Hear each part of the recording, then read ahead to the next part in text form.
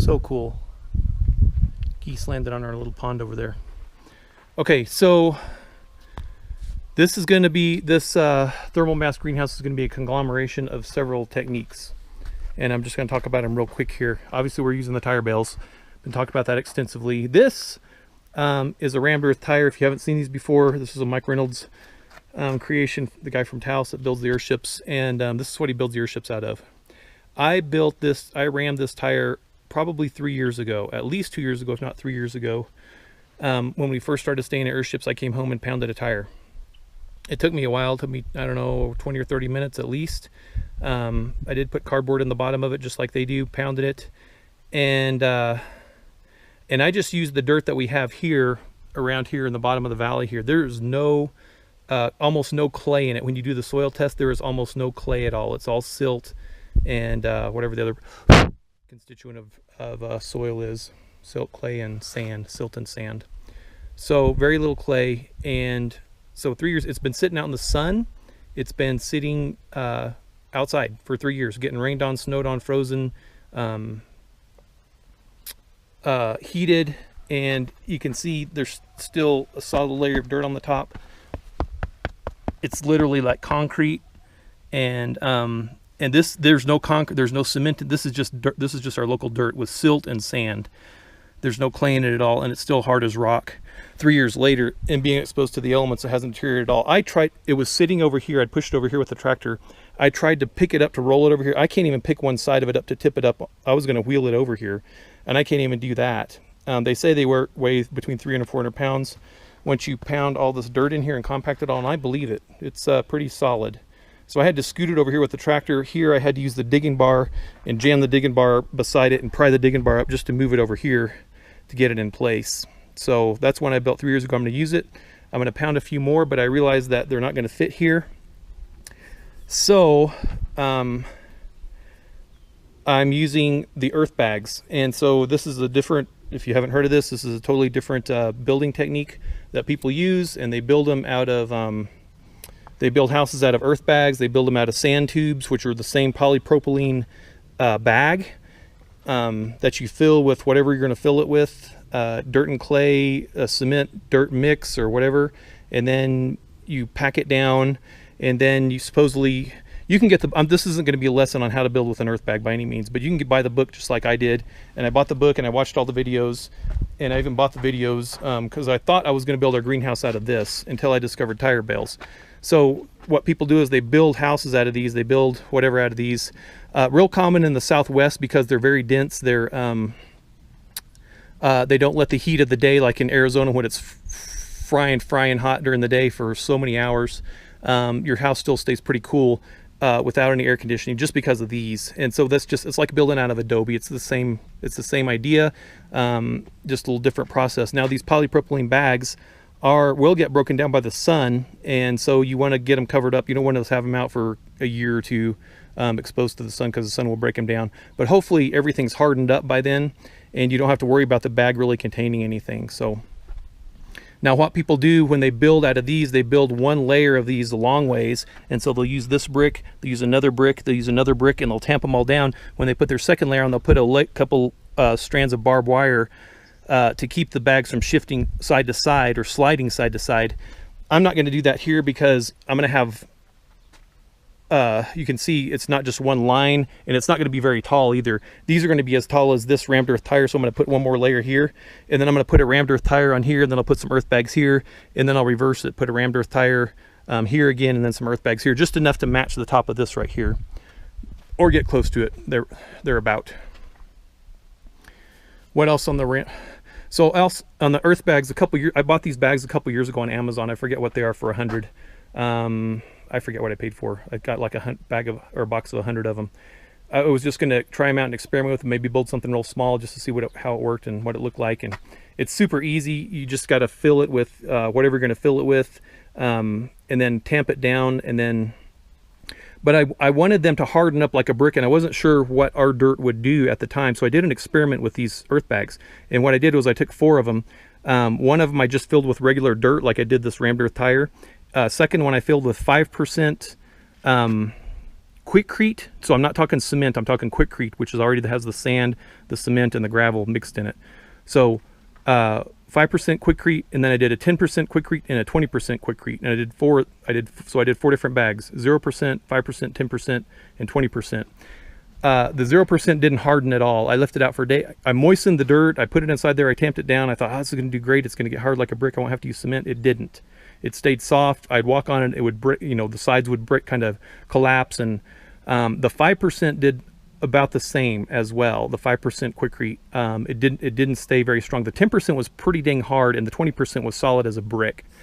In fact, I had to throw it away as a brick when and I left them out here for a couple years. I had them out here over by the house, so they were exposed to the sun pretty much year round. And after a couple years, the polypropylene had all deteriorated and cracked and shredded, and some of it was starting to blow away. But that 20% brick was still there as a solid brick. So that's what I'm doing today. I'm using a mixture of 16 shovels of this and 4 shovels of that, basically. So about 20%. That'd be about 20, and it's a rough estimate, but I knew 10% didn't do real well. The first one I mixed in the wheelbarrow, 16 shovels, and then 4 shovels of the Quikrete, I should say, and it was a pain in the butt. I just hate mixing in wheelbarrows. So I did get the cement mixer out. It's a little slower because it does tend to stick to the back, but otherwise it's a pretty good mixture. It is damp some, so it will help the concrete harden. It doesn't have to be soaking wet like concrete does, because it doesn't have to be that plastic. It just has to be enough to fill the bag. So I'll do a demonstration of how I'm filling the bags. That's going to be kind of boring, shoveling dirt into bags. Then you just tie them up, you lay them down, and then you use this tamper, here it is, to tamp the bag so it's flat.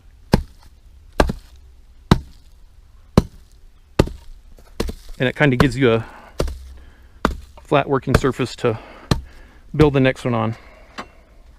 If you're building a wall out of these, like a wall with all these stacked in a row and on top of each other, you want to have a consistent amount of volume of dirt in each bag so that they're not, some aren't longer, some aren't shorter, some aren't flatter, some aren't taller. So that you do run into when you're making these, so you have to make sure that. This I don't care about. I don't care if they're irregular or different sized or whatever, because it doesn't matter. It's all going to get covered up anyway.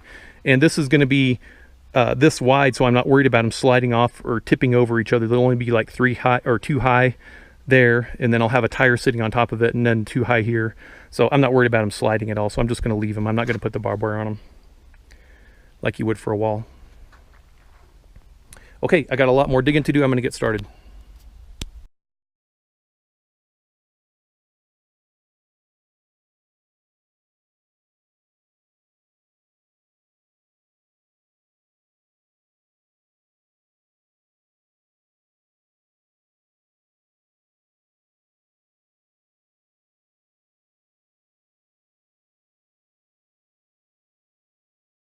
Cardboard, and I put a couple screws in right here through the inside of this tire into that one there as well, and then I put a couple screws from here into the 4x4 there, and that'll just keep it from moving around while I'm pounding it. It is crooked. Now I can take time to adjust that. I'm not going to though. What I could do is I could pound my bags harder so that they're taller, but I'm worried that when I'm pounding this that it's just going to smash them down anyway, back down to where they are. So I'm just going to make up for this when the bond beam comes across. It'll make the bond beam a little bit, the base a little bit irregular, but it's irregular everywhere else, so I'm not too worried about that. So alright, we'll get this tire pounded. We'll start putting dirt in and yuck, here we go.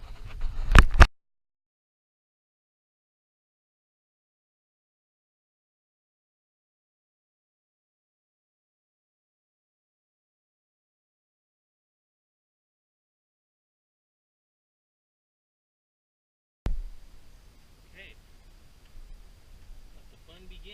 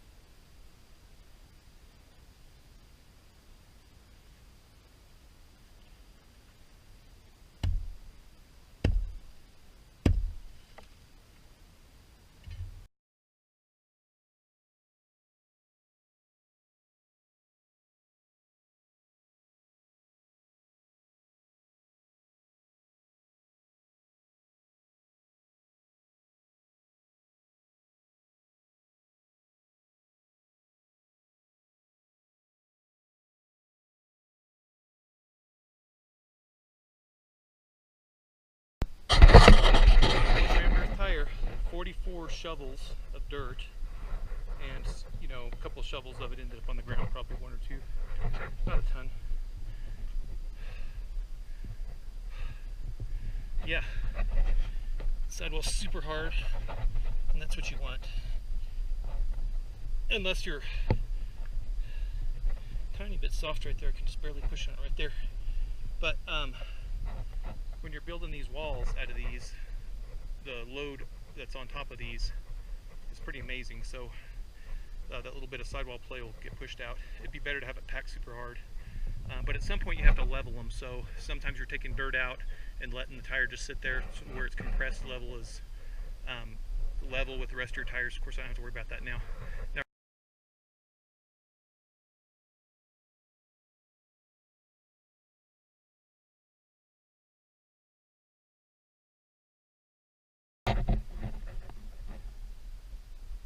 Earth bags were pretty easy to work with once I figured out a couple tricks. One of those was, you can't see the one under here, but here it is right here, this one right here.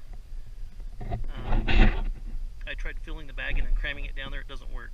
So I just filled it like just maybe a 1/5 of the way or a 1/6 of the way, and then worked it down inside there, left the bag open at the top, and then filled it, and then compacted it as I filled it. So that actually filled that space really well.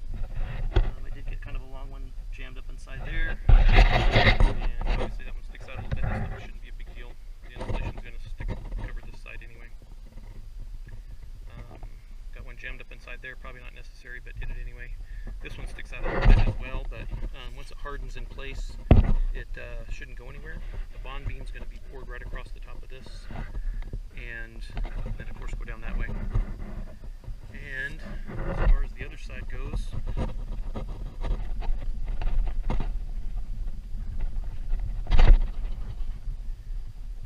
it's fairly flat, so that should be an easy workable surface.